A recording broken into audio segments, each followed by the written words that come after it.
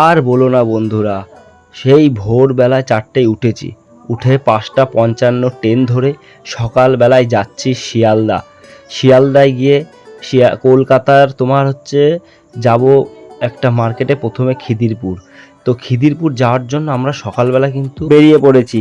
তো বন্ধুরা, এই প্রথম একটু পাবলিক প্লেসে গিয়ে ভিডিও বানাচ্ছি, যার জন্য একটু লজ্জা করছিল বলে মোবাইলের পেছন থেকেই আমি ভয়েস ওভার দিচ্ছি, কারণ সামনে ভিডিওতে কথা বলতে পারছিলাম না লজ্জার জন্য। বুঝতেই পারছো, এখন প্রথম তোমরা একটু সাপোর্ট করো যাতে আমরা সামনাসামনি আরও কথা বলতে পারি, কনফিডেন্স পাই। একটু লাইক কমেন্টগুলো করো, ঠিক আছে? তো আমরা এখন কলকাতায় যাচ্ছি একটা খুব ভালো জিনিস কিনতে, হ্যাঁ, আর তোমাদেরকেও সেই জিনিসটা শেয়ার করব, তাই জন্যই আমার ভিডিওটি করা।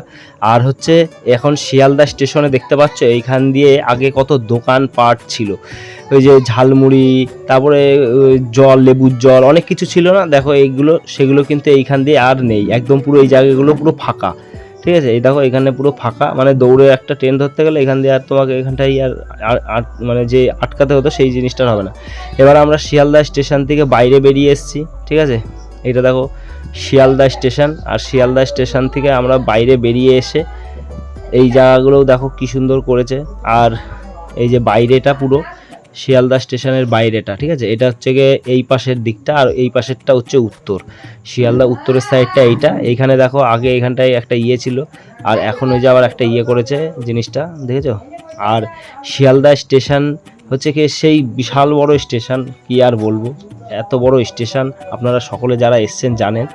তারপরে আমরা এখানে শিয়ালদা স্টেশন থেকে বেরিয়ে যেখানে এই যে বাস পাওয়া যায়, ওই বাসের এখানটায় এসছি, কারণ এখানটার থেকে বাস ধরবো, হ্যাঁ, বাস ধরে তারপর যেতে হবে। হেঁটে হেঁটে তো যাওয়া সম্ভব না, এতটা দূর। খিদিরপুর মার্কেটে যাব ভেবেছি, তারপরে খিদিরপুর মার্কেটে গিয়ে ওখানটায় গিয়ে দেখছি যে কি অবস্থা, তারপরে তোমাদের সাথে সেটা শেয়ার করব।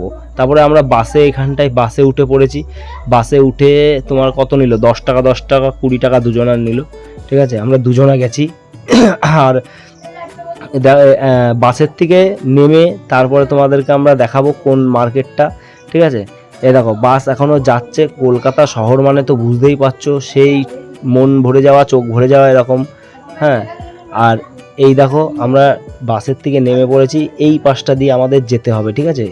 খিদিরপুর মার্কেটটা, ওটা হচ্ছে ফেন্সি মার্কেট, ঠিক আছে?